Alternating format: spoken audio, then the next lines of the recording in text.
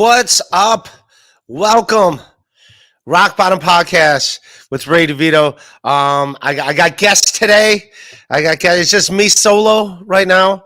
I want to say shout out to Silk City Hot Sauce, silkcityhotsauce.com. Check them out, silkcityhotsauce.com. Put in Rock B, save 15%. And on all your hot sauces, I'm supposedly getting one. I keep saying that. And then Ari Jane's famous ex-husband's deodorant. Ari Jane is AERIEJANE.com. Save 15% and get free shipping on your first order of goat milk soaps and deodorants. All right, how are you? Who do we got in here? I see we got Teamster Tim in here. What's up, buddy? He's a new member. He's a member of this team. By the way, yes, there he is.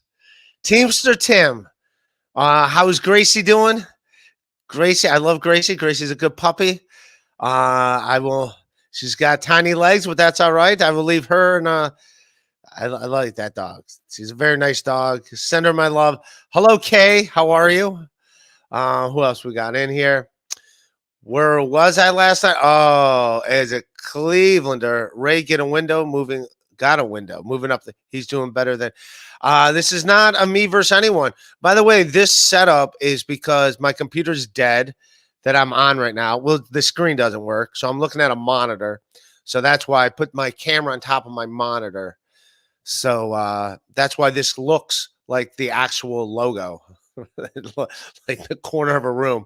So the logo is very accurate. That's Fred Harper, Dead Red Fred on Instagram that did it. No, very disappointing last night. As a Cleveland Cavaliers fan, wow. I don't know if there's any sports fans out there, but wow, did my team lay an egg? And they look lifeless that whole series. Congratulations to the New York Knicks. They were the better basketball team. We are the better team on paper. We got the better players, but we look like crap. Jared Allen, Evan Mobley they got out-rebounded every game. They looked out of position. Donovan Mitchell looked like he wanted nothing to do with the series. Darius Garland had like 2 good quarters, and he had a good game too, and then 1 good third quarter, and that was it. We looked bad.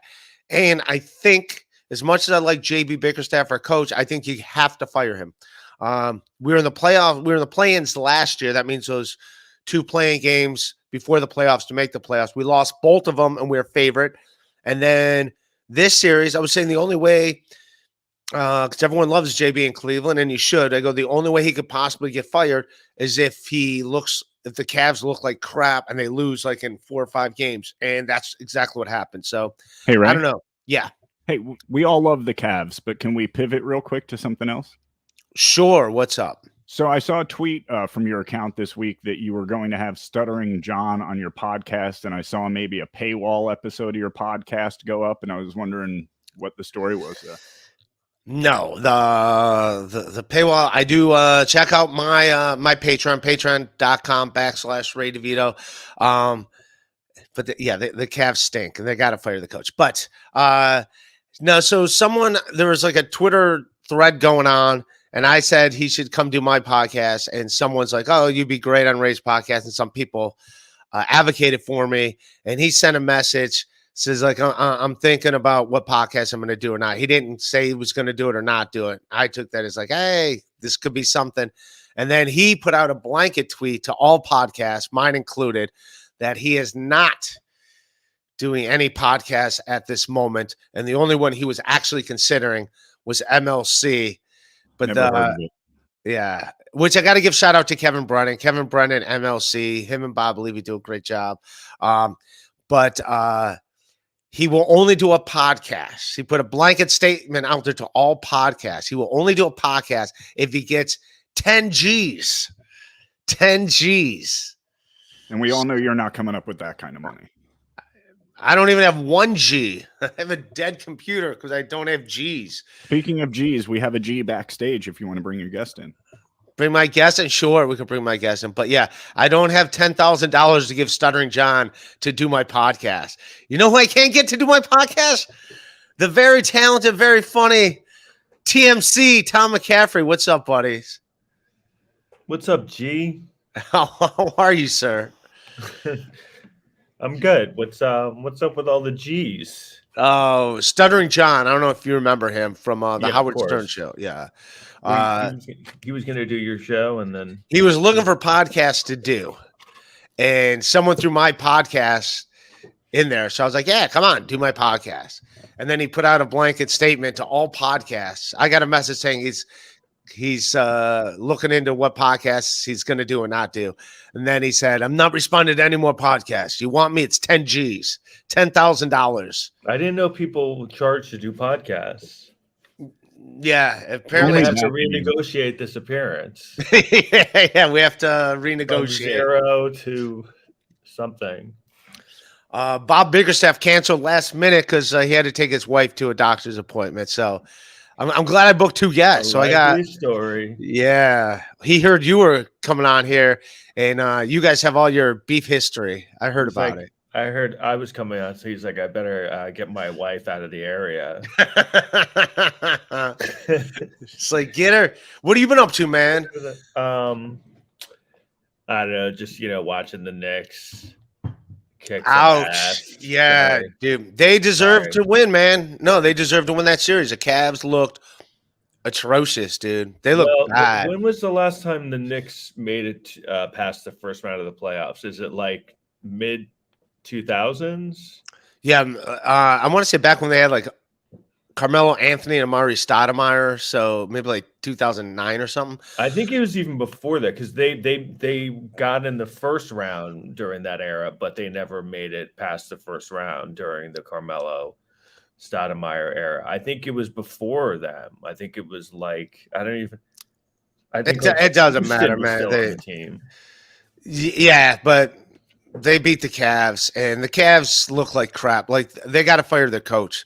That's the second year in a row they went in the playoffs where they were supposed to beat the teams in the playoffs, and they just laid an egg. Funny, yeah, it is funny because like whenever this happens when teams play badly, everyone's always like, "Get rid of the coach." No, you have to.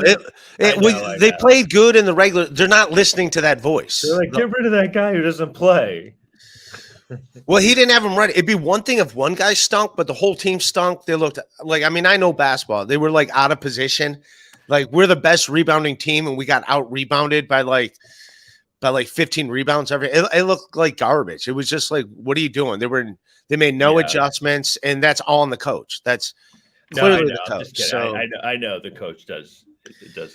It's mainly there, but it's just funny when you think about it because they're not playing, so they were kind of like, yeah. Get rid of that guy who's not doing anything. Well, that's what you got to do. He had to go. I know. You got to do something. Well, it's like if you're a teacher and you're supposed to teach kids how to read. And it's like none of these kids in the class know how to read. It could be the teacher. It'd be one thing if only one kid didn't know how to read and the rest of them did know how to read. Then it'd be like, all right, the one kid has got his own issues. But when the entire classroom is lost, then it's the coach, Tom. Why do I got to explain these things? All right, let's pivot to something else. You seem like you've processed it. No, I'm mad. I'm mad as fuck that my team lost when we were supposed to win. I bet against them. You know how it is being a Knicks fan. I won $350 because I bet against my team every game, hoping to lose money. So I won $75 last night because I thought the Cavs were favored by 5, and I put $75 on the Knicks, and I won the bet. I didn't want to win. I was trying to give Caesars my money. I was trying to give Caesars. I had an opposite experience playing blackjack where I was trying to win money. And I was trying to lose money. That's the key with gambling. Jake Hudson's hemorrhoid finger, $1. Thank you, Jake Hudson's finger. I appreciate the super chat. All right, I want to talk to you about comedy, man. How's the book doing, man? Oh, yeah. But Born Funny. Let's talk about the book. Yeah. Born Funny. It's out now on Amazon and all the other, I don't know, what is it, Target and all that stuff. Goodreads. It came out January. I don't know. I'm still waiting for the first 90 days reports, but it got, the first couple of weeks it got into the top 100, best, the bestseller new releases. So that's good. Nice. What did you know? I remember you wanted me to hook it up for you to talk to Garofalo. Did that work out? Did you get to talk to her? Did you interview for the book? No, but I had interviewed her years ago, and I used a couple of quotes from that because I have a section because it's basically sort of about the alternative era of comedy, kind of that was sort of big in the 2000s. Yeah, that we kind of came up in. I mean, you were already big on the scene. You were already on TV by the time I got to New York City. You were on Comedy Central's Premium Blend, and that show. Yeah, the most relevant show. I'm glad you mentioned the title because everyone knows that show. I think Kevin Brennan was on Premium Blend. Like, you were on what is it? The Evening at the Improv. Does it make you feel old? Well, I mean, everything makes me feel old now, but that show just sounds so old. I mean, I think it got I mean, I don't think it's been on the air since like 2008. So, but anyway, it's sort of about that era. So, like about which is kind of the one you and me were around. That was kind of the era we were coming up. But it when I was writing it, it was interesting because looking back on it, it really shows like the disparity, like how things have changed even from like 2010 to now. Like the entire landscape of the world and comedy has shifted. Like, because 2009 social media was, I mean, there was Facebook, but it wasn't being utilized. It was like MySpace. MySpace was a big deal. I remember I was friends with Dane Cook, and I had him in my top 9 just because I'm like, I never met Dane Cook, but I was like, oh, he's a cool comic, and he accepted my so I'm like, he's in my top 9, even though I never met the dude. Uh-oh. Looks like we lost our guest. Come back in, Tom. Apparently he doesn't like Dane Cook. Yeah, we lost Tom. Tom's a very funny comedian. He was on Comedy Central a bunch of times. And there he is, he's back. What happened? I don't know. You unclicked yourself or something, but you're back now, so who cares? So you and Dane Cook were best friends? No, I never met the dude, but I like him, Patton Oswalt in my top 9, even though I never met those dudes, just because I was like, yeah, I'm a comic, they're a comic. Well, that was back in the day. Social media was new, and you assumed like if there was someone like had a profile famous, if they approved you were like friends with them or that they were the real person. It was before catfishing became a thing that people were aware of. Remember? So anyway, that's kind of it's. I didn't realize it, but looking back, it's like everything has changed exponentially from like every year, everything. I feel like everything shifts every like 7 months now. There's always like a brand new thing you have to be on top of. I like it now, man. Well, I'll tell you what, like Comedy Central, what people don't know is like they were maybe they changed their ways, but they were assholes back then. Like I used to do videos for them for that Adam TV. I would literally have to do my own video, give them a finished product that I paid everything for, and if they liked it, then they would give me $600 to air it on that show. So that was it. Like that's what people don't realize. That's why Chappelle's show left, because all that money was going to Comedy Central. Chappelle was only getting part of that. That's one of the reasons why the Gaffigan show, which was on Comedy Central, is like gone. You can't even find the Jim Gaffigan show because Comedy Central like kind of they I don't know how they're like cool at South Park, but everything else it's like they're not. But really cool they've become they've sort of given up on their live as a channel on cable, because cable and all that like live cable programming is almost like a dinosaur and got completely irrelevant and gone now. So if you put on Comedy Central, it's the same thing with like MTV. They don't even try anywhere. They just put on a bunch of reruns of some old shows. Yeah. So. Which I'm fine with. I'm fine with them. I like this social media thing because we are our own gatekeepers now. Like I put on, there was a whole 15-minute clip of Gino and Gino Bisconti and Anthony Cumia making fun of my comedy album, making fun of this C-word story bit that I do. So I was like, so I put it on. That's Gino's voice. So I put it on social media, and in the last 5, it's at 850,000 views. It's going to go over 1 million views. It's them making fun of a bit. No. It's me. I just put the bit online. I was like, all right, since it's gotten traction, the joke doesn't suck. And it got 850,000 views. Yeah. So, and it's gotten me like 5,000 new followers in the last week. So people had no idea who I was. Speaking of it, anyone wants to see me come to your town, put your town in the comment chats. And yeah, I'm going to start hitting the road. I'm going to hit like little music venues or little... And just do that. But anyway, back to my book. No. So, did you buy it? My book, Born Funny? No, I didn't buy it. I don't Okay, really well, have if an you want a actual. copy? I'll send it to you. Yeah, I'll buy your book. I'll buy it I'm in New York City next week. I'll see I'll, you. s- I'll, I'll give you a copy All for right, let's hang free. out next week in New York City. All right, cool. And you can, If you, but yeah. yeah, so, yeah, it's about kind of my time. It's sort of a humorous Come to North autobiography. Korea. I go and let me know your cities if you want me to come. Of course. Beirut. Oh, cool. Yeah, I'll be in Beirut. Yeah. That's a party Yeah. town. What are Cleveland play? I do play Cleveland. I'm in Cleveland all the time. What Can we? Do you talk about pop culture shit on this a lot, or yeah. Well, what's up? I got some pop culture stuff I wanted to get to. What do you what's going on in pop The culture to main you? thing about pop culture is my book right now. No, I'm just Right. kidding. No, I'm a big movie fan, and but it's hard to watch movies now because they're kind of shitty, and the ones they release in the theaters. But there's this movie out called Beau is Afraid. Have you heard of that movie? No. Do you know who? Did you see the movie Hereditary? No, but Bo is afraid. It sounds like it's about the Dukes of Hazzard splitting up. Bo, I want no more of that. He's very afraid. He doesn't know how to drive. He doesn't know how to get around the town alone. It's like, but my flag has a Confederate flag on it. Nobody likes that anymore. First I'm of all, I afraid. never understood every episode of that show was the cops were after them, and it's like, first of all, how big is that town? They don't the cops don't know where they live at this point. There's like 400 people in the town. They're driving around in a fucking car with a Confederate flag on it. Like they're just go to their house. Right. Yeah. Well, they always knew who they were. Teamster Timmy, $9.99. Thank you, buddy. Hello, Raymond. Will I see you Sunday night? Would you prefer Fruity Pebbles or sausage? Love you. I love you too, Teamster Timmy. I probably will stop in Sunday. I probably will, man. So And, is there I'm going to guess that a guy with action figures behind him wants Fruity Pebbles. Am I right, Ray? I don't really eat cereal. I'll be honest. I don't. Who is that, by the way? Oh, that's Joe, my producer. I got producers. Oh, hey, man. What's up, man? I didn't know you had a producer. Is that How's it new? going, sir? That's from Teamster Tim. Do you have any action figures, Mr. McCaffrey? Yeah, I have a few, but they're like in the box still. Do you really? No, you're bullshitting. I have one. I don't have a lot, but I had some Star Wars ones. Fuck yeah, because that's cool. And you got a girlfriend too. See, it can happen, people. Tom does pretty good with the ladies. Tom's always done well with the ladies. Oh, thank you. Let's get into that.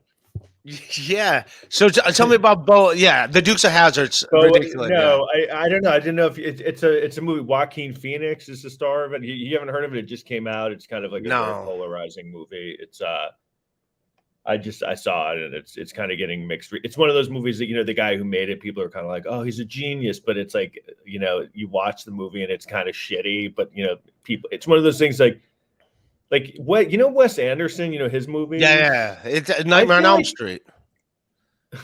That's Wes Craven. That's Wes Craven. Oh, Wes Anderson did the Darjeeling Limited. Okay, let's stop this conversation right here. I don't know. Wes Anderson, he does Bottle Rocket and Rushmore and Darjeeling. Oh yeah, I remember Rushmore. He does all those movies. There are these really artsy movies, and he's become that guy that everyone's like, he's a genius, but his movies are just sort of boring, and they seem very condescending and just like nothing. But those things in pop culture where you're not allowed to criticize them, otherwise people think you're done. No one will admit that they're bad. You know what I mean? It's the Emperor's New Clothes thing. Right. And is the movie good or bad? You tell me. Which one? The movie, the Bo was Afraid of Everything movie. I thought it was shitty. It's it's kind of the guy made 2 movies before this, and they were horror movies, and this one's not really a horror movie. It's like a 3-hour movie about a guy who has huge mommy issues. His mom is very smothering, and I had the opposite of that. Really? Yeah, my mom could have given 2 shits about me. My mom hated me. Not only did she not smother you, she didn't even give you a pillow to sleep on. No, my mom loved me, but she didn't like me. I had ADHD, I anxiety, I was a nightmare to raise. It wasn't until I got 15 then we were cool. But until then, I think I think that's more common than people realize. Parents not liking their kids. I think that's a real thing that happens often. I think it's a frequent occurrence. I don't think It makes sense. And then do you have a sister, Yeah, right? yeah. I was just high maintenance. I was always getting in trouble at school. She'd have to leave work to come pick me up. Not because I was mean. I just wouldn't shut up, as you can But tell. I also think people have kids and then they're kind of like shocked that it's hard to raise a kid. You know what I mean? I think Yeah. that's something people don't really count on. Like they're kind of like, what is this shit? Like this is hard. They seem like really annoying. And it's like, really, you didn't know that a kid was going to be hard. Because I feel like I had the same thing where my parents were just sort of like, what the this is hard, like Yeah. for me. And Like it's this like, kid's interrupting my day again. Like he interrupted my day last week. Now he's interrupting my day again. I feel like being Wait a really minute. young, I always felt like I was like getting in trouble, but it was looking back, and it was more for just being around and being annoying because I was like 5, and you don't realize it, but you want to look back and be like, yeah, I'm, the person is 5, like they're gonna run around a lot, they have a lot of energy. What's going on with that? What's going on? Nah. Why is it saying the BS show? What are you doing? All right, I don't know. They're having issues back. But what was it like? What was your relationship with your parents? Yeah, with your parents. I mean, I know your dad as an adult because like you lived with your dad and everything. Your dad's, by the way, my mom passing away, like my dad and I became best friends. Like, so in a weird way. Well, my dad died years ago. Yeah. So did mine. Both of my parents died young. But my dad did not die young. My mom died kind of young. But I don't know. I mean, look, I think it's one of those things, you don't have perspective when you're a kid, but then when you get older, you look back and you're like, oh yeah, I can see why that would have been really annoying. I was the 3rd kid, and I do feel like by then they're really tired out. You know what I mean? They just kind of, they don't really know what to. They don't have the same energy that they would put into the first one. The first one's kind of like this novel kind of idea, like, oh my God, look at this. And then by the 3rd one, they're just like, look, I don't fucking, good luck. Do you remember, do you have a certain things that you remember where you realized like I remember put it this way, I became a comedian, so it couldn't have gone that well. All right. I'm just meaning, like, I feel like if you go into comedy, usually there's a lot of issues with your parents. I think it varies. There's a spectrum of it, but I think like usually if you're going into comedy, like something went wrong in terms of not getting the validation you felt you needed. Right? Yeah, there's some weird thing. Yeah, but I can remember specific incidents. Like I got beat up by a kid in the neighborhood who was 2 years older than me. I was in 3rd grade, and my mom walked me over to his house. It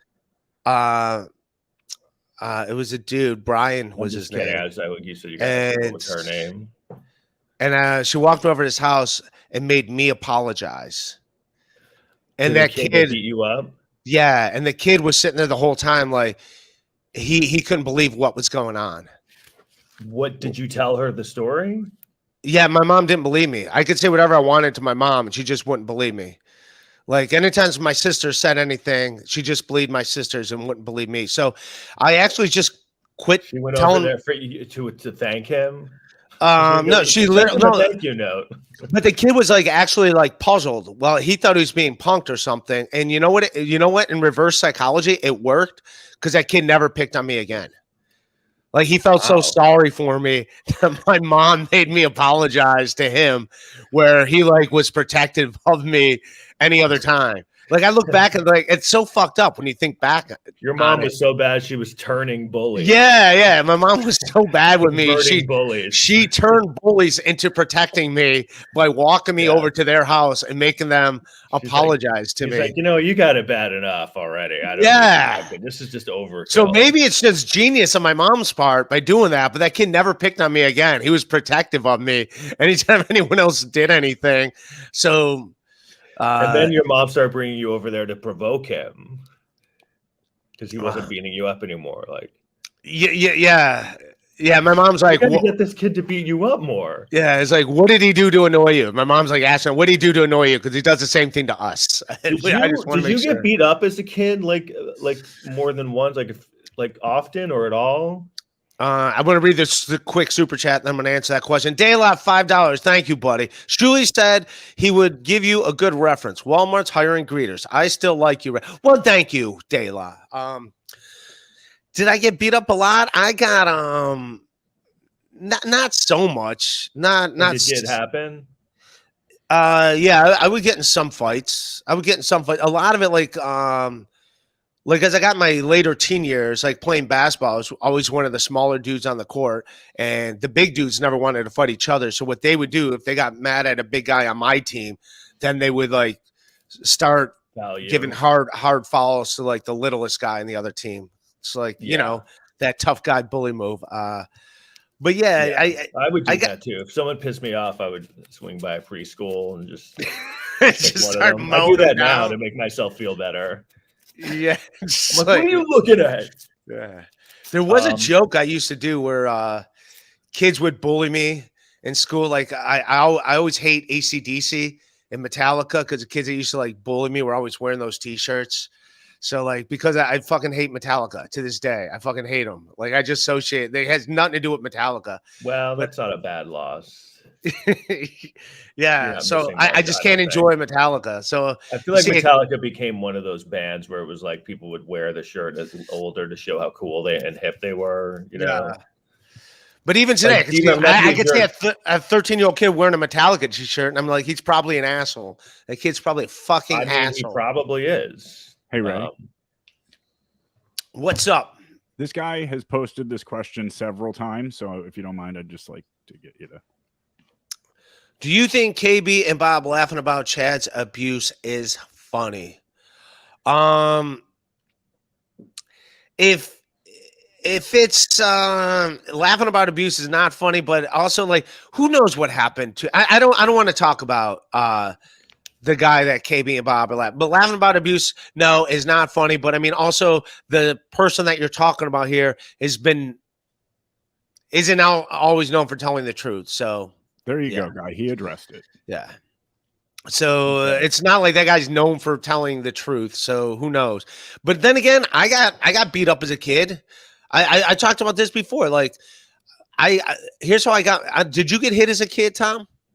Well, you know, it's funny because I really did not experience that as a kid. So I always hear these stories like older where people are always like, oh man, I got beat up as a kid. And then when I hear these stories, when the school shootings first became a thing, they'd be like, everyone picked on them and I just did not experience that in school ever, which is and I look back on it because it's weird because I really was like a loudmouth kid. And I think that might have been what protected me is it kind of like was off-putting to people because they were like, this kid seems to, it was almost like my defense mechanism was like to go on the offense and be kind of like they just didn't want to deal with me because I would ridicule big kids in the school. Right.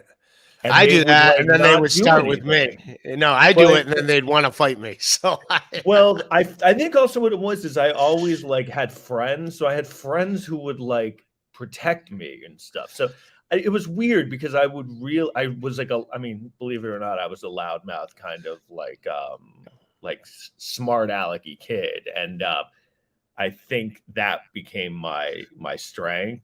That it was kind of like because Eminem is like one of my idols, and he just tells story after story about he just got beaten up like all the time in school, and I'm always like, really, you seem like a smart, sharp guy. Couldn't you kind of like outwit them? No, here's the thing: like the kids that would bully you in school were always like the kids that like failed a couple grades because they couldn't read. And so like they were like the bigger kids and they just wanted to they needed someone to flex on. Also, like in my neighborhood, in Lakewood, Ohio, we had a lot of Arab kids. And the thing with a lot of the Arab kids is because like they came to this country and they were behind in school. They were like a few years behind. So they would have do their birth certificates where these kids were like literally like 3-4 inches, like 25 pounds heavier than me and 2-3 inches taller than me. And it's like, really? You're a year younger than me when they clearly look like they're 5 years older. But then when we got to high school and suddenly we're the same size, and it's like, all right. So I know there were some kids that were coming into this country that they got those Bartolo Colon birth certificates where like he's a baseball player who obviously had a fake birth certificate, said he was 17 when he was like 26. They say Albert Pujols the same thing. Like he has a fake birth certificate that he's What was his age discrepancy? Like 5 years or something. Wow, really? Yeah. Because he was like 18 and hitting like 40 home runs a year in the major leagues, and they're like, all right, it's not. But it's natural. funny too because I grew up in the '80s in New York City when it was just like a fucking hellscape night. So like the fact that I'm like, yeah, no one. I mean, I felt like the problems I had were more when I was just out in the city. It wasn't just like in school. It was like you would run into trouble just being out like on the train. Like it was a really dangerous, terrifying, traumatic place to grow up. I mean, I didn't realize it until years later, but I went, I went to high school with one of the Central Park 5 guys. Do you know who they are? Yeah. Usually that's the, what do you call it? The 5 dudes that they raped everyone? Go ahead. They raped everybody? No, didn't they like mug somebody and it turns out it wasn't them that mugged the people? They were mugging people and robbing them, and then like a rape happened to this woman, and they confessed to it, but apparently they didn't do it. But they did do they admit they were out in the park and beating the shit out and of being assholes. Okay. Well, how was a kid to you? Was he a nice kid to you? I didn't really know him. Oh, I thought you grew up with him. No. Well, he went to my high school, but I'm just saying, like, those were the kids I was going, those were the ones I was like roaming the halls with these guys who would just run around during the 80s, beating the shit out of people and robbing them. So those were my peers growing up. So the fact that I never gotten beaten up or put in a locker is kind of amazing because it was like I was in school with the most notorious criminals of the day. You know what I mean? Yeah, so. No. Some of the people I hung out with, De La, $2. Thanks, buddy. Stay strong, Ray. It's a tough environment here. I went to school with the Crips, but you know what? They kind of didn't really harass me that much. I was a loudmouth, and they didn't really bother me. What? Well, one of the kids that I went to school with, his name was Mahmoud, and he brought a gun to school. He got suspended for like a week and he was back. Like now, if you bring a gun to school, you're on the news. He brought a gun to school. They found the gun on him. He had the gun on him. He was waving it around. I'm like, whoa, that's a gun. And he just got suspended just as like for a week. braggy thing, or just I think so. Yeah, he wasn't. He was also bigger than everyone, so we did not need to bring a gun. Tough. Wow, really, they really cracked down at that school. Yeah. Hey, but I grew up like with lunatics. Vacation. What? But I mean, I grew up like it was in New York City, where I mean, I grew up in Lakewood, Ohio, when it was like I grew up with this kid, Ginther's his last name. We'll just call him Ginther. But we used to like wash windows at the bar and like get a couple bucks. We're like 12, 13 years old. So me and my friend Adib and this guy Ginther, who we washed the windows. And then we go to get paid from the bar owner. And the guy's like, I don't have any money on me. Come back tomorrow. And this kid who's 12 or 13, just like Little Mac and fucking Mike Tyson's Punch Out, just jumps up and punches an adult square in the face. Just jumps up as hard as he can and like punches him like Little Mac and Mike Tyson's Punch Out. And the adult's just like shocked. He's like, what the hell? And he just picks the dude up and just picks my buddy up and just slams him like Donkey Kong slamming a barrel, just slams him into the concrete. Why did he punch him? Because he didn't give him money. It's like, what the hell are you doing? I'm like, those are the psychopath kids I hung out with. Like I hung out with some weird, like but that's how it was back in those days. My school was so tough that one time a kid got suspended for not bringing a gun to school. Yeah. So he got suspended for not bringing a gun. Where's your gun? I didn't bring it today. Well, you're out of here, pussy. You're out of here, pal. That's not how we do things around here. So, there's some lunatics. I did not get bullied. It's funny. I would almost bully, not bully them, but I would mouth off to like bigger kids, and I still do that to this day. I think they were perplexed. I think they were just like, wait, why is this happening? Like, this guy's not big, and he's like yelling. And I was funny, so I would yell jokes, and people thought they were fun. They were like, "Well, you like the Patrice O'Neal of your high school?" Look at this! Look at this corny shirt. This non-funny motherfucker. I got to give up my stage time for this son of a bitch. No, but because Patrice O'Neal was like big, so he was just an intimidating presence always. I was not like. I don't know. I think Patrice O'Neal talking to me back at Boston Comedy Club. That is good. That's a perfect description of me. I was a Patrice O'Neal of my junior high. But yeah, only reason why I quit getting hit at home, I thought every kid got hit at home, and I just wrote about it in a school paper that I had to do for class. And then my teacher like called a social worker to come to our house and talk to my dad and my then parents. They beat you. And then The social worker was like, you know what? I see your point. I'm actually on your parents' side here. But then my dad never hit me again after that. But then my mom would throw it in my face every time I got. It's like, what are you going to write a paper about this? So wait, you wrote a paper and then they called the social worker over? Yeah, they called the social worker. They must have been so pissed. You know, my parents were pissed. I was scared. I started crying when the teacher told me a social worker. I was like, "What? No!"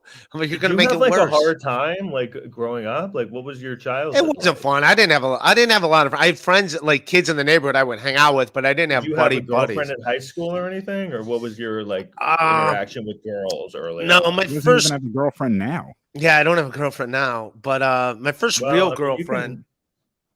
That's probably not a bad thing. I don't know. Nah.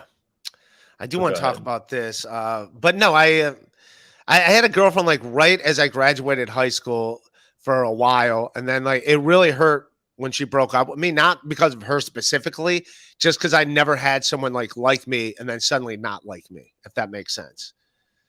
Yeah. Funny Bone Omaha 2020. I'll go to the Funny Bone. I'll hit up Colleen. So she went to see you do stand up. Is that what happened? Yeah. I'm just kidding. Yeah, I've had that happen where they're like, "Oh, I like you. You know what? Maybe I'm not that into you." I've actually had it the opposite a lot with women, where I'd be kind of dating someone, and then they'd see me do stand up, and I would kill, and then they would distance. They got like weird after that. Oh, really? Yeah, like it was like, I don't know what it was. It was it happened like not numerous. It definitely happened a few times where like they'd be, I'd be kind of dating, and then I would do a show and I would kill, and then they'd be like, yeah, they'd kind of get a little distant after that. I think it was like because I was too funny, and I'm like not kidding. That was too funny. I'm like not kidding. I think that they were almost like, oh my God, I didn't know this was like, it's almost like another level of funny. Fuck yeah, man. Take it up a notch. Speaking of like bullies and people getting beat up, Joe, can you pull up that Nate Diaz thing? You know Nate Diaz, the UFC fighter? Yeah. So there was a UFC event in New Orleans last weekend, and him and another UFC fighter got into it at the event where Nate Diaz threw a water bottle at the guy, and then the guy like tried to fight him. But then this happened out in the street. Some random dude started a fight with Nate Diaz, one of the biggest badasses on the planet. There's the video. So Nate Diaz chokes this dude out. Now you tell me, like, it looks like the guy kind of initiated it.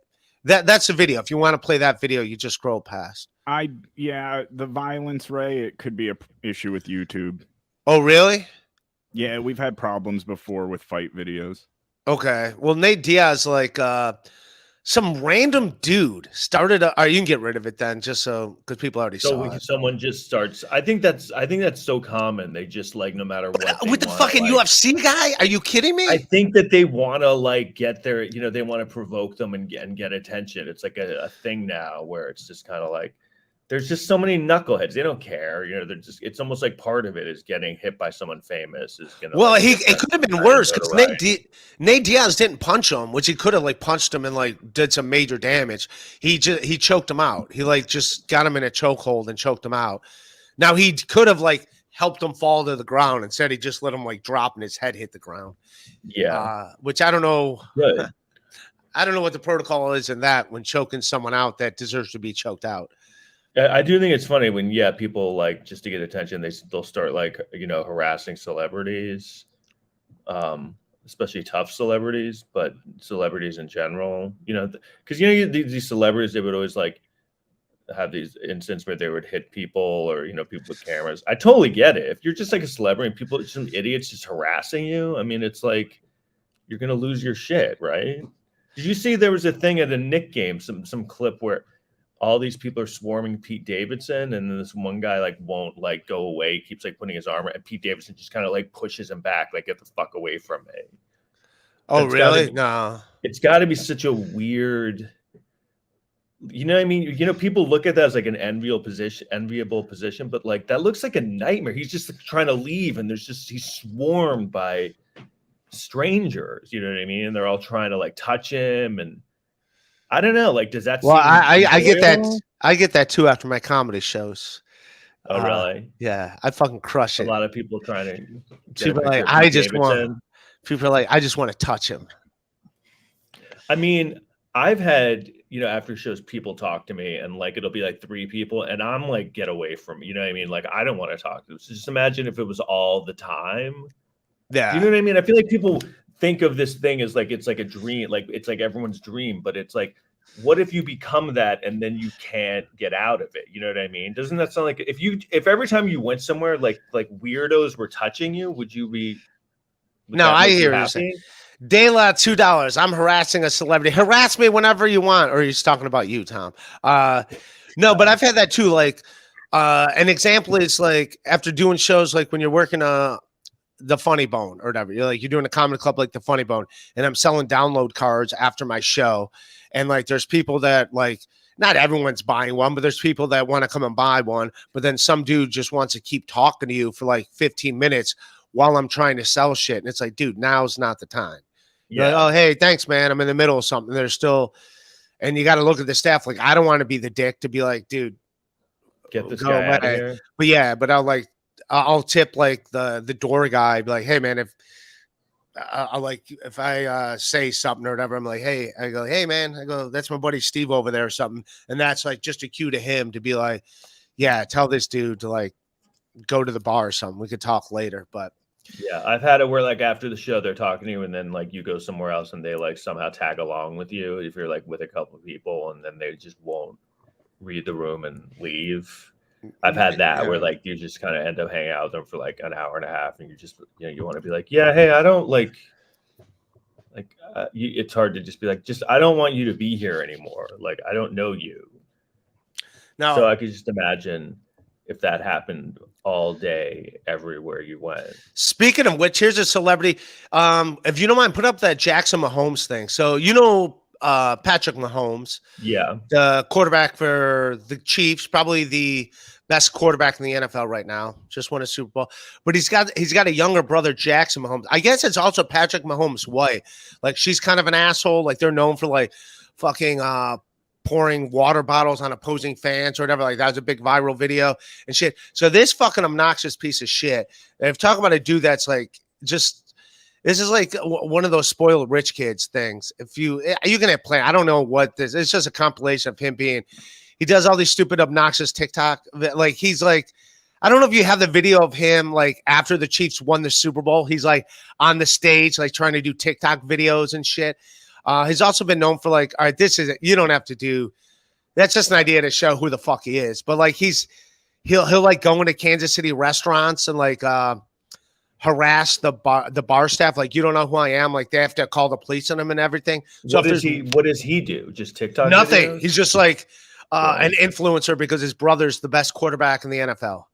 And he's just a piece of shit. If you can pull up a news story of him getting arrested, Joe, or the police getting called on him. But he just does like all these obnoxious like TikTok videos. Now, someone like that, like I don't know about you. I don't want to sound like an old man. I hate this word fucking influencer. This fucking influencer bullshit. Like, What's up? Yeah. So he got like a very fancy way of saying unemployed. What's that? An influencer? Yeah, I'm an influencer. That's very good. Like I'm an influencer. So you're not working right now. Yeah, that's right. But yeah, he didn't even get arrested. That's how fucking like there's video of it. I've seen the video where it's like kissing they turned over their surveillance. He didn't even get fucking arrested. Fucking an arrogant asshole. He's a piece of shit. So easy to hate. So easy to hate this dude. I feel like it's pretty common now. It's pretty easy to hate pretty much everyone. Are you on like all that shit? Like how much you interact with like social media? You probably do a lot, right? I do a lot now, man. My videos have been doing well on Instagram, and then also those YouTube shorts, and then that a Facebook fan page, which I never did. I just started doing it like a couple weeks ago. I had like 200 people. Now it's up to like 2,500. The one video's got 850,000 views. So like people do pay attention to it, and people are like hitting you up being like, hey, checking out your stuff. It's funny. So it does work. And those are just videos I edit with my phone. It's just me using CapCut. Yeah. And here's another influencer that went wrong. If you have that, what's her name? So this lady just died. This lady, she's an influencer, Christina Ashton. That story. So she's a Kim Kardashian impersonator, and she's got like an OnlyFans where she's making like 50 grand a month. And she just died trying to get a plastic surgery, like went into cardiac arrest, and she died. And now her family's setting up a GoFund. First of all, if I die, don't set up a GoFund. I'm dead. What? Yeah. Like what are you raising the funds for? What are they raising the funds for? For her funeral. But she was making 50 grand a month doing OnlyFans. And she died having a plastic surgery. She went into cardiac arrest. What plastic surgery? Well, you could show a picture of her. Like, look how fake she looks. Her waist is like the size of literally like just like a cornhole or whatever. Like this is the size of her waist is like 12 inches. She's got those giant fake boobs. She sounds hot. Yeah, look how unnatural that looks. That picture. Yeah, who knew she would die from an unhealthy surgery? Yeah. No, her days look numbered there. Is that her? No, that's actually that's her right there. Can you make that picture bigger? Are you attracted to this at all, Tom? Yeah, she looks kind of hot. I mean, she looks insane. I mean, I would do. I mean, it looks ridiculous. I mean, it's not normal, but I mean, it doesn't mean she doesn't look hot. I mean, she looks out of her mind and crazy. And, you know, I'm sure she's a nightmare to be around for 1 second, but you know, I just want to know what was the surgery that finally did it? I don't know. It just says it was a plastic surgery, and she went into. I mean, her tits definitely. She could go bigger. It looks like. Those don't even. Yeah, it's a fundraising. Can you click on the GoFundMe? I'm curious what they're raising funds for. Maybe they want her tits to get even bigger for the open casket. Yeah. Did they have an open casket? I guess it would have to be open casket because they couldn't close. They couldn't close. It's got to be an open casket. I think it's funny that the idea of an open casket funeral, like, what is the point of an open? Do you really, at that point, need the attention still, or is it kind of like, are there some skeptical assholes at the funeral? Like they're like, you know, and I'm not buying that they're dead. Okay, I guess they are. Like, no, look, they're dead. See, like, is it part of like proving it or something? It doesn't seem necessary to have an open casket to have it be open. Well, the people that are in that business at a funeral home definitely want open casket. It's money for them. Why? Like, the morticians, because that's their livelihood, is making people like look alive one last time. But if you were really that close to them, wouldn't have you seen them before they died? Like my uncle, you're just like, what do you need to like do? Oh, hey, that's him. Oh, he looks good. Like he looks really good. Like, no, he's dead. He doesn't look good. He looks bad. I don't know. Yeah. Do you want that? The idea of just people gawking, standing in line, looking at you dead. Does that sound appealing to you? I mean, what? Yeah, I don't know. I don't. If I die, I don't even care if I have a. I don't even care if I have a funeral. Dayla, thank you for the $2. Sounds about right. You bet against Shuli too. People are going to put all this money into a party you're not even fucking there for, but they can just stare at you. Like, I'm not getting any of the food, so. Yeah, I don't know. I think that seems disingenuous to do a GoFundMe for someone that died. Like, you have her money. Like, you were her family. Aren't you the heir to her OnlyFans little fortune? Yeah. It would seem that way. Just to me. I don't know. Because she really, it sounds like she really was contributing to society a lot. So it's sad if to you lose notice, right, like they only raised $4,000 of their $40,000 goal in the last week. So I don't think people are buying it. Well, Yeah. that's still pretty good for nothing. Joe, can you read that? Well, like you don't got to put it back on screen, but what does it say they're raising money for? Just the burial and the funeral? Yeah, the funeral expenses. The funeral. A How many $40,000 funeral. is that? Do funerals cost that much? I'm gonna go ahead and guess no. Yeah, I think they can. It depends on what band you hire. depends. I'm a comedian playing a funeral. Dude, I do it. If the money's there, I'll fucking do a funeral. I don't give a shit. I'll. Aren't all of your shows sort of like funerals, right? Ouch, Joe. Ouch, Joe. What would you? What I know what my opener would be. I go out there, and be like, do we put the fun in funeral or what? Yeah. I would just make fun of their attire. The person in the casket. Look at that. Look at this. What he fucking wanted to be burying. This piece of shit. It's like I wouldn't be caught dead in that. I wouldn't be caught dead in that casket. Do you even care what they do with you when you die? Like I feel like Big Lebowski. Just fucking put my remains in a coffee can. Cremate me, put me in a coffee can, and do what I don't care. I'm dead. I don't care. Oh, can I tell you a story? This reminds me. I actually almost died last week. Did you really? What? Well, so I don't know if you saw this thing on the news. You might be able to pull it up. So basically, last Tuesday.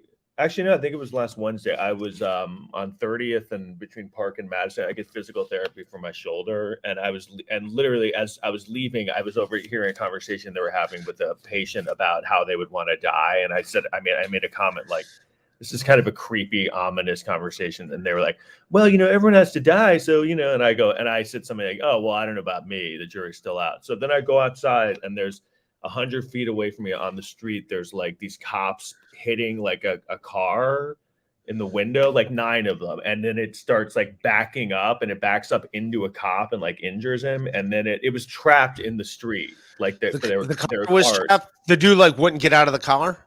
He wouldn't get out of the car, and then he was trying to bust his way out. There was like because he was in traffic, and there were parked Dukes of Hazzard. Is this an episode of the Dukes of Hazzard? Except like a really shitty one, but there were 9 cops, and like so he crashed, and I'm literally like 100 feet away. He crashes into a parked car, like right near where I am, and it like moves it a little, and then you could tell, I was like, oh shit, he's not gonna he's trying to get out of this situation. He's trying to bust his way out of this. So I'm standing in front of a restaurant, and then you're like, let's get closer. You like, no, I back away. It was one of those things. You ever seen that where like something's happening and there's people around and everyone's kind of watching it, and then you can tell everyone's getting nervous because it's kind of like starting to move to where everyone is. Like everyone on the street with me I could tell was like, oh, this seems like he's about to drive into the street, like onto the sidewalk. So I was standing in front of a bar, and there were a bunch of people in front of us. I couldn't get in, and they were, because like a big crowd. And then I went a door down, and I went in, and I heard it bang again, like really hard.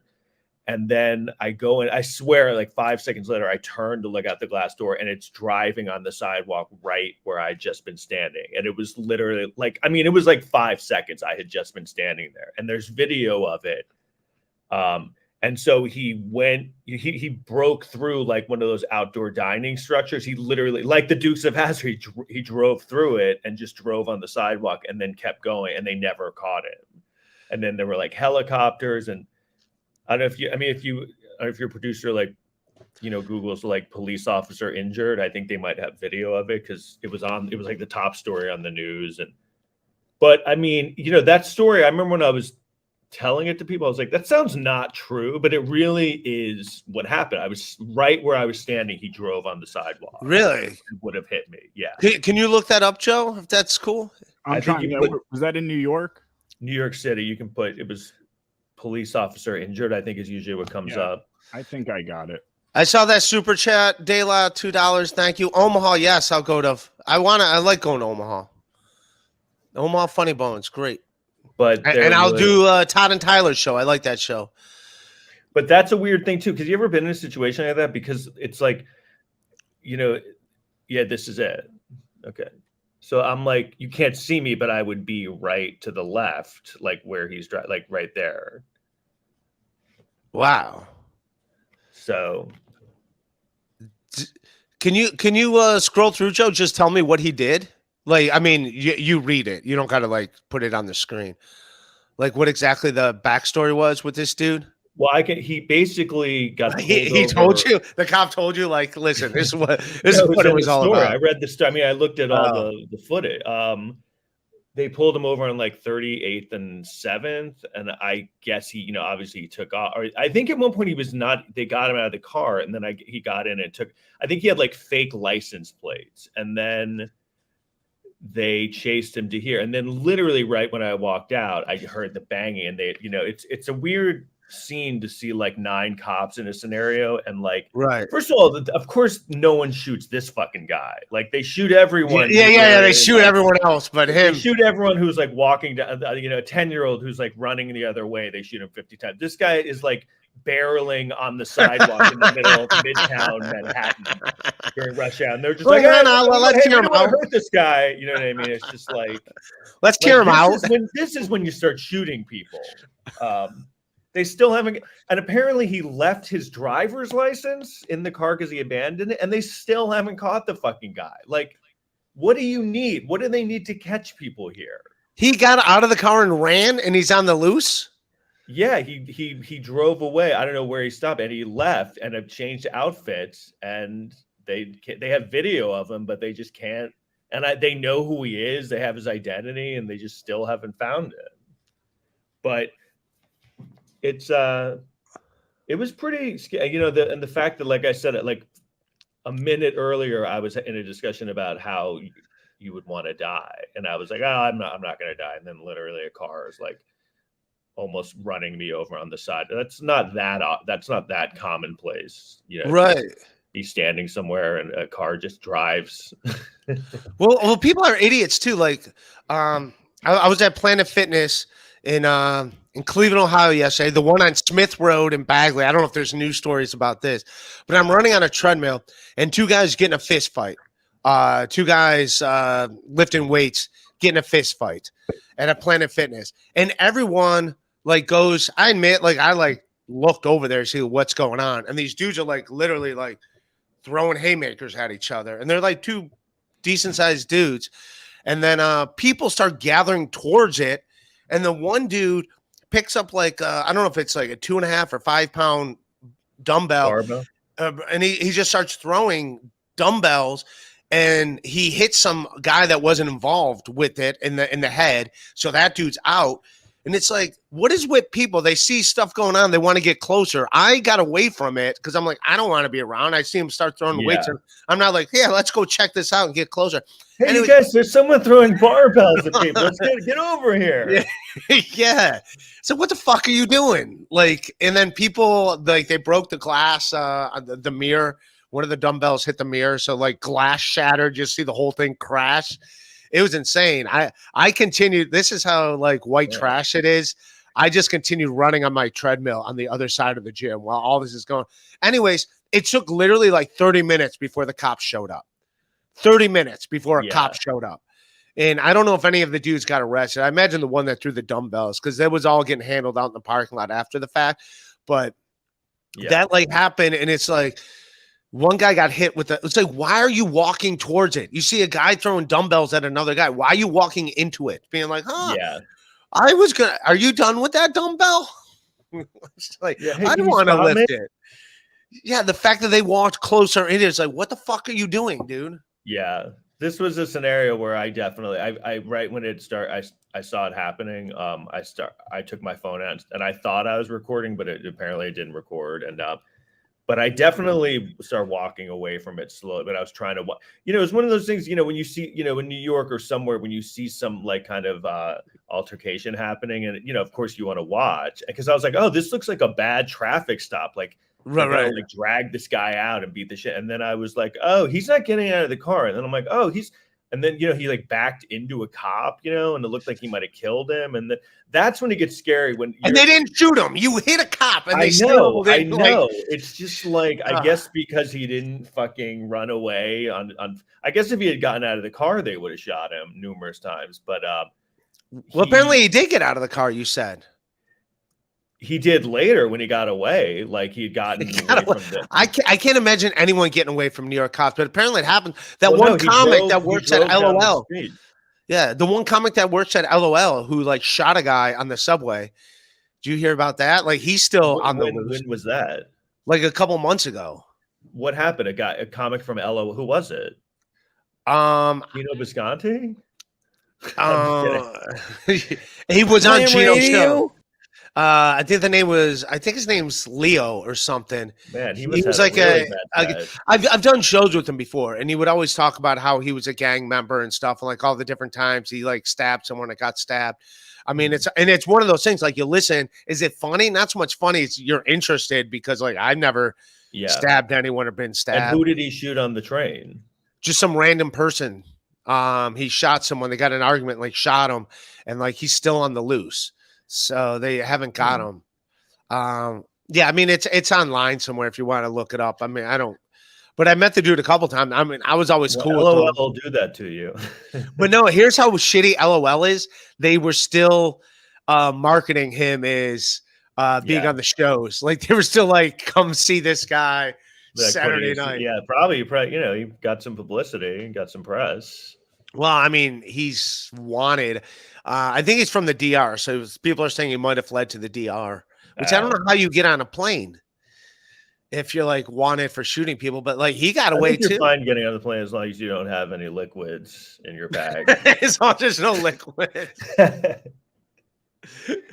As long as there's no liquids. Yeah.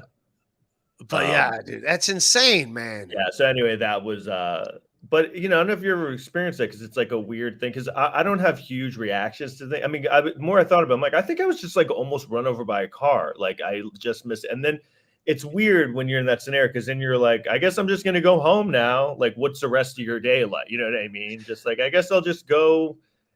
Apparently, that's what the cops did. Apparently, the cops were like, all right, well. I guess we got his driver's license. We'll just mail him a letter saying, "Turn yourself in, please." But you were acting disorderly. But that's all they have now. Even with all the technology, it's like remember the guy who shot people on the train like months ago. Like the way they that could have been the comedian. He like no, but yeah. Well, he like he called the police. Fine, that's how they caught him. He called them and was like, "Hey, I'm going to be at this McDonald's." Oh yeah, that dude. Yeah, and they went to the McDonald's and they were like, "He's not here." And then some other guy was like, "He's right there. He's over there." And they're like, "Where?" He said he was going to the McDonald's. You know, and then like he wasn't. So that's like how they catch it. You need to like call them for them to catch you now. They have this guy's driver's license and footage of him and his mugshot or whatever, and they're like, we don't know. Well, dude, I told you when my roommate who killed his mom is schizophrenic, and when he came back to New York City after he did that, like the day after he came to New York City, and he tried getting back in our apartment, but I changed the locks before, not because of him, but the roommate I had after him wouldn't pay rent for months, and I had to like change the locks as he would come back in the middle of the night and crash on the couch. Definitely want to keep that guy out. How have we not heard this story before, Ray? Yeah, I changed the locks not for the guy that murdered his mom, for the other guy. Yeah, for the other guy was not paying.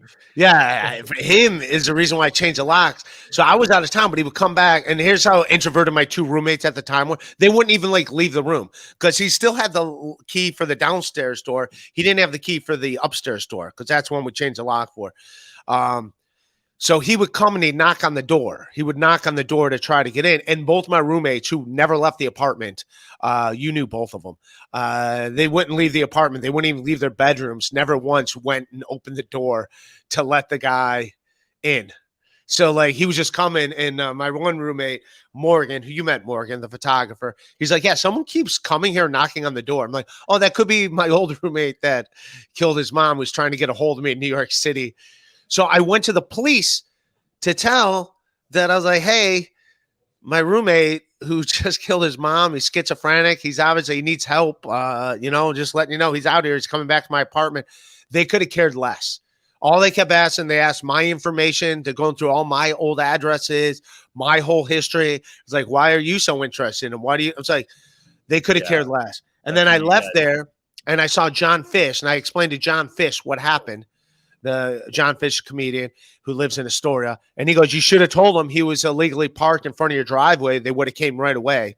Yeah, totally. And you know what? You know how they caught him? The next day, he had his mom's car. He parked in Times Square, and they ran the plate, saw that it was a stolen vehicle because it was the lady that was just murdered. And then they saw someone was sleeping in the car. They woke him up. He had a warrant for his arrest because he wasn't allowed to leave Virginia for another crime, which is the reason why he quit being my roommate. And that's how they got him. He was illegally That's the parked. only way they usually find people is like traffic stops. That's like how they got Ted Bundy. That's how they got like a lot of these. Son of Sam. Didn't they get Son of Sam that way too? Son of Sam was like they found one of his parking tickets. That's like the only way they get people. But it's weird. But back then I get it because they had no technology and they had no access, but no DNA. Now it's like they have everything. There's cameras everywhere. They can't find people. This guy left his driver's license. I don't know. I guess he just left the country or something. But I don't know. It's pretty. That's insane. I understand now why people get so mad at the police because I feel like that's the experience a lot of times. Is one time there was like a gang fight in front of my building and I called the police.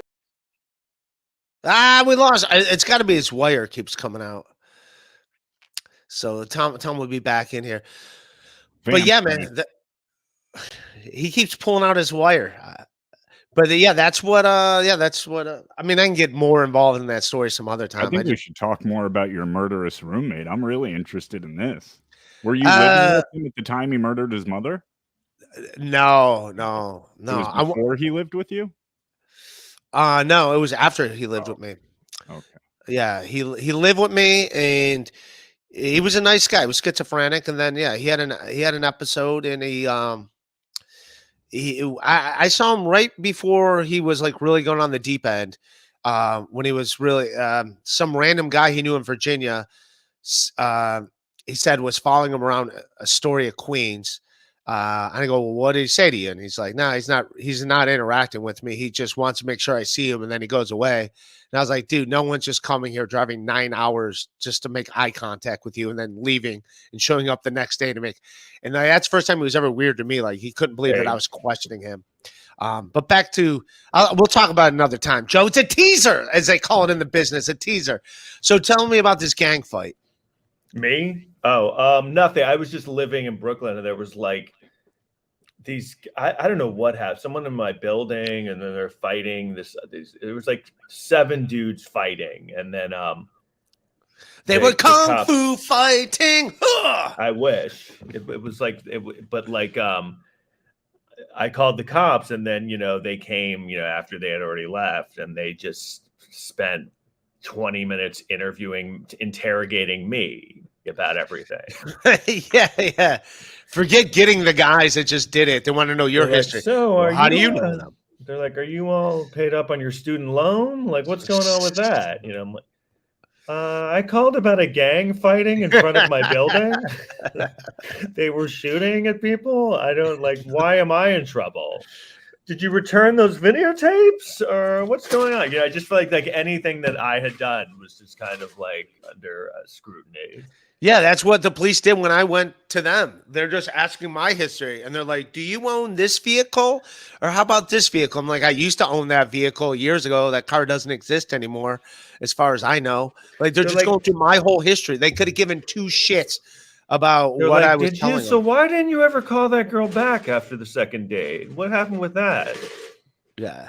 Just every little, but the thing is, now I understand, like the Black community is so against the police and snitching and stuff like that. And I think it's because if I'm getting that, just imagine how they're treating, like if someone's, a minority and the police are coming over, I think they're even worse. They probably don't even believe them. And they're just like, what are your warrants that you have? So I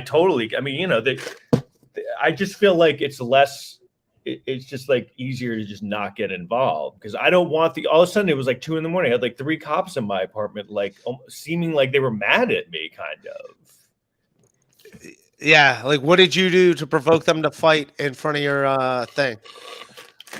I do want to get into this just because I have topics. I'm topical. And you're up on the news, man. Tucker Topics don't sell tickets, Ray. Topics don't sell tickets. What sells tickets, Joe? Our show in Pottstown, Pennsylvania. Yeah, come see me May 13th in Pottstown, Pennsylvania. Fuck yeah. Pottstown. Pottstown, Pennsylvania. What's that by? Philadelphia, is it? It's sort of by Philadelphia, yeah. Nice. I'll try to. Is that the slogan for the town? It is. It's on the sign as you sort drive of near Philadelphia. Ray will be doing 47 minutes. Wow, that's a very specific number. Hell yeah. No, I think I'm doing 10 minutes on that show, but fuck it, I'll go long. Fucking fuck with me, Joe. I'll go long. You will. No, we know. We've heard. Don't fuck with me, man. I want to. They call it blowing the light in the business. I blow a lot of things. Lights is just one of the things. Wait, what did you ask me before? Oh, Tucker Carlson. What? Yeah. What about everyone? He got fired, man. What do you think he got fired? There's a few different things going on. Yeah, I think it seems to be coming out, or it's going to come out, that it had more to do with the redacted texts and messages he was sending that were like harassing. Basically, it's coming out there was I saw that harassment. He was like calling everyone a cunt or something, and well, who doesn't in this day and age? Especially at work. Yeah, you gotta let them know where they stand. To be like just throwing the word cunt around at work. Like, well, that's a job I would just love to have. They just like you can just kind of freely. Are we allowed to say that word on here? By the way, Joe. What's that, cunt? Yeah. Okay. I guess we can. I mean it with a K, not with a C. It's different. It's like was European spelling. It's like fat when you use a PH, not an F. Well, they're saying a few different things. I'm using cunt with a PH. Go ahead. What? They said there's a few reasons. Another one is the whole the election was rigged thing is one of the reasons. And then Jimmy Dore was pointing out that also for the fact that he talks shit about pharmaceutical companies, and half the ads are from pharmaceutical companies telling you to like buy drugs that maybe you don't really need. So there's a few things, but you think it's drugs from the My Pillow guy. Yeah. But you saw that clip too. So I don't know, but I know he's going to be all right. He's going to start his own thing because people like the guy. But I'm just saying it had to be something big.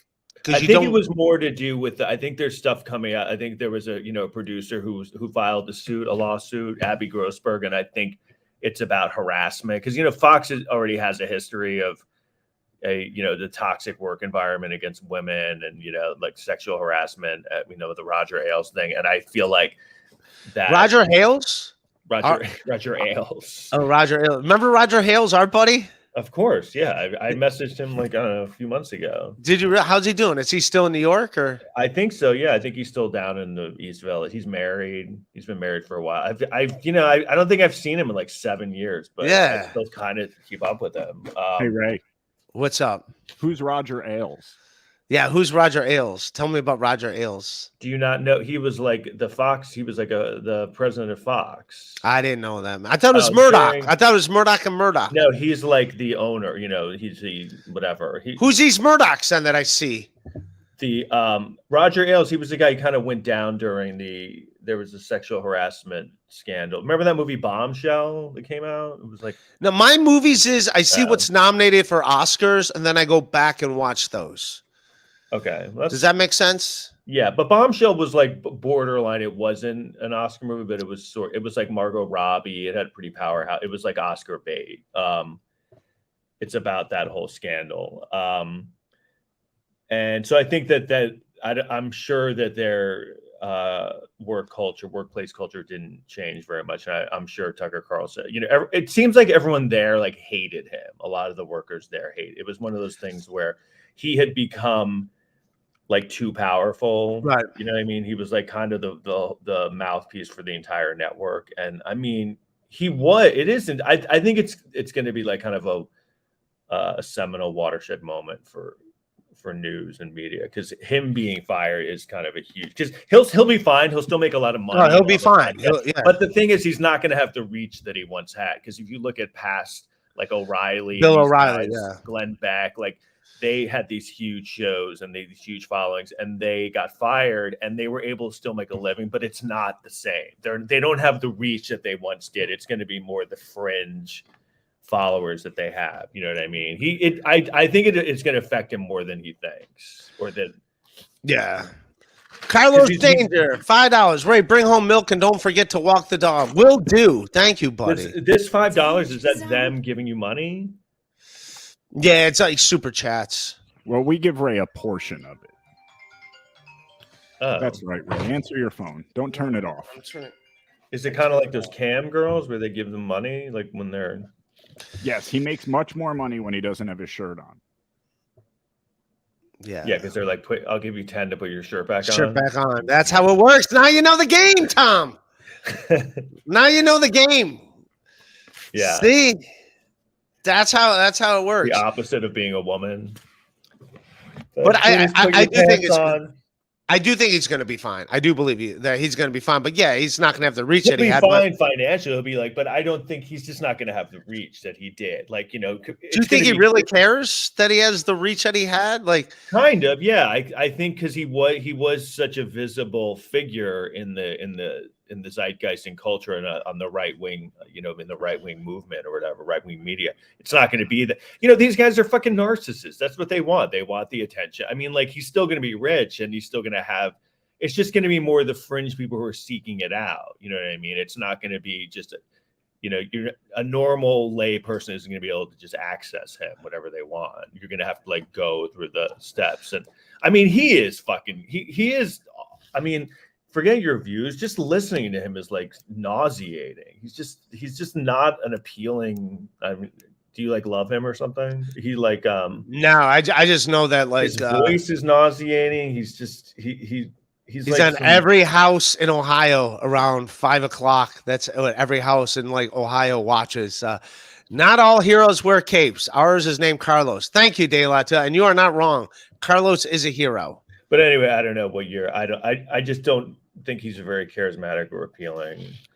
Well, he's obviously charismatic. You can say what you want about him. He's obviously charismatic. I've seen him. He's charismatic.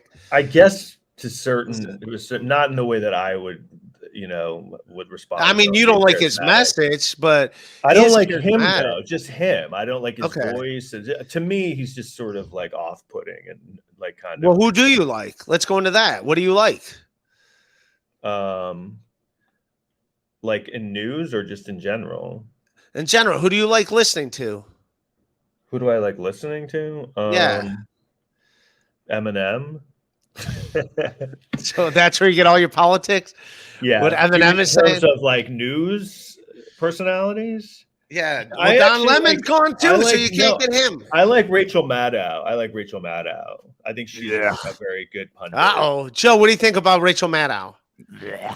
What about Rachel Maddow? What does she do? Let's get into this. Now we're getting to the real topics.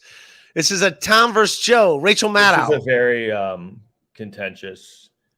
I just think she's good at like she's different. Like she kind of puts things into she's very smart. She puts things into perspective in a historical context. She knows her shit. But Tucker Carlson is just very like, and most, not even just him, a lot of people are just like ranting about what's happening and kind of trying to distract you. She will like, she just did a podcast that was about what's his face? The guy, the vice president for Richard Nixon, and it's kind of all about Spiro Agnew? Yeah, Agnew. Spiro, I got it right. All right. Blue Mosaic, $1.99. Where do you find such charismatic guests? Oh, they're trying Blue Mosaic.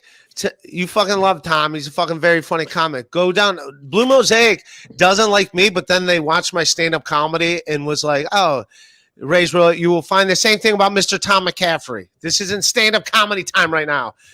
We're talking about issues. We're doing topics. We're getting down to it. Then Stevie Lou, $1.99. He says, Ray, do your Snagglepuss impression. He's the one that says you sound like Snagglepuss, which is not off. It's not a exit stage left, even. Yeah. Is that Snagglepuss? Yeah. Okay, cool. He was pretty charismatic. He was charismatic. So, Joe, why do you not like Rachel Maddow? Now we're getting to the heated topics. Let's fucking do this. I like her because she, like I said, she puts things into a historical context that no one else does in the media. She's just kind of like, she could be like she's like a scholar. She's smart. When I watch people do the news, I want them to be fucking smart. I don't want them to just be cults of personality who like just spew things. All right. Well, we got your thing why you like her, but Joe has a strong opinion against her. What's your opinion against her, Joe? I don't like her for the same reason I don't like any of those folks, and that's because it's not the truth. They're giving you what do they call it in wrestling, like kayfabe or whatever. They're playing characters. If you want news, go to Jimmy Dore or Breaking Points with Crystal and Sagar or things like that, where you're gonna, or Glenn Greenwald or people like that. If you want real news, if you want bullshit, go watch people like Rachel Maddow and Joy. Do you Reid. watch Rachel Maddow? No, I don't watch any of them. No, I've been. How do you know How do you know that? Then it's not based in fact. Because I've worked with people like her. I worked with Joy Reid, who's also on MSNBC. I don't like Joy Reid. Yeah, I don't like any. In fact, I really don't like Joy Reid. Joy Reid was a real person before she got a $30 million contract on NBC, and now all of a sudden she's a character, and they're all like that. I'm sure of it. Well, that's kind of a blanket statement, but all right. Yeah, I don't make a statement based on my experience with those people. Right. This is what I like. People fighting, controversy. This is what it's all about. All over Rachel Maddow. Rachel Maddow brings out the passion in people, and that's why I like her as a topic. I think. Well, this is the problem: is that now, like everything's so fractured that now everyone's in wars between like who their news source pundit is. See, that's the thing. I'm not saying that Tucker Carlson or Fox News or cable news in general is any better than MSNBC or CNN. That's why I was saying, if you want news, go to Glenn Greenwald or Breaking Points. Those are real journalists. I don't know. Yeah, I don't know. That doesn't surprise me. I gotta check those guys out. Surprise you that you don't know who Crystal and Sagar from Breaking Points or Glenn Greenwald is? Well, where would I find? I know Glenn. You're busy watching MSNBC. Of course, you wouldn't know who they are. How do you know what the fuck I'm watching? That I'm watching. You're a big Rachel Maddow fan. Because I like Rachel Maddow. That's all I'm watching. Well, you just said you don't like Rachel Maddow, and then you said you don't fucking watch Rachel Maddow. So what kind of viewpoint is that? Watching Rachel Maddow than you. Right, I don't want to talk to you about this because this is just, you don't know what you're talking about. So just let's not get into it. All right. What? No, it's all right. No, I agree with you. Stokely, $5. Thanks, because somebody needed to give Ray $5. Thanks. Yeah, my bad. I wasn't trying to. Yeah, I wasn't trying to push buttons. I was just. I don't listen to any of them. So yeah. So I definitely don't know what's going on. So I did not mean. I did not. All right, Joe. Don't put those. Joe, please don't put those comments up, man. Bye. Come on.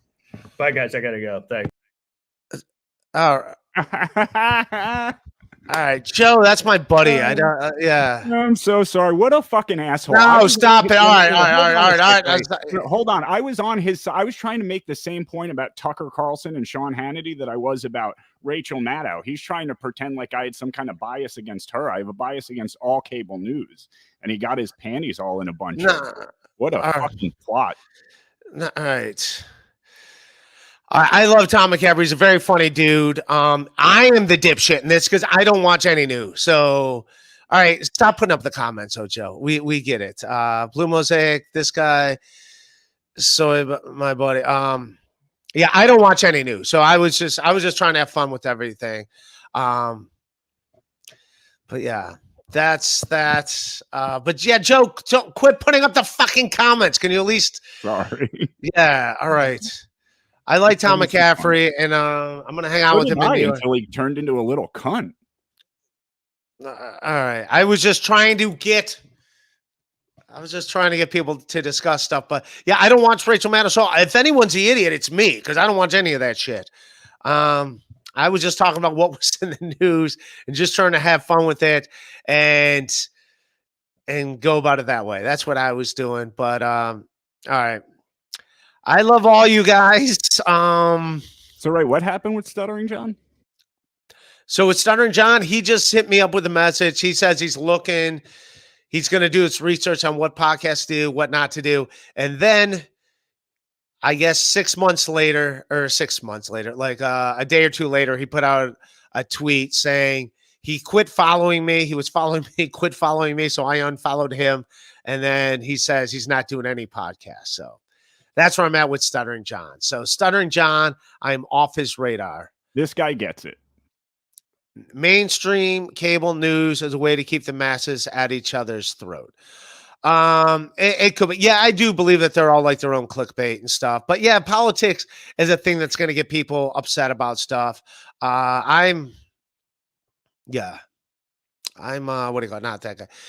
All right, stop putting those up, Joe. Now you're doing now it's upsetting me. I'm doing it on purpose. I'm sorry. Yeah. All right. Jesus Christ.